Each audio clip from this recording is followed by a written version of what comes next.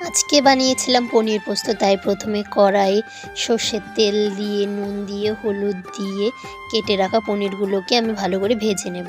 ভাজা হয়ে গেলে একটা বাটিতে জল দিয়ে ওই জলের মধ্যে পনিরগুলোকে আমি ডুবিয়ে রাখবো। তারপর সেই কড়াইয়ে আরেকটু তেল দিয়ে জিরে ফোড়ন আর একটা শুকনো লঙ্কা দিয়ে ভালো করে জিরে বাটা আর লঙ্কা বাটাটা আমি দিয়ে দেব। দিয়ে দেওয়ার পরে এর মধ্যে নুন আর হলুদ দিয়ে ভালো করে মশলাটাকে আমি ভেজে নেব। ভাজার পরে ভিজিয়ে রাখা পনিরগুলোকে দিয়ে ভালো করে আবারও আমি ভেজে নেব। ভাজার সময় দেব 4টে চেরা কাঁচা লঙ্কা দিয়ে লঙ্কাটাকে আমি সাথে সাথে ভেজে নেব। সেই পনিরের জলটা আমি দিয়ে দেব।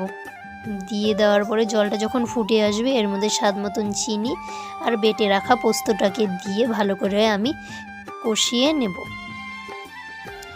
কষানো হয়ে গেলে নামিয়ে নিলেই রেডি পনির পোস্ত। ভিডিও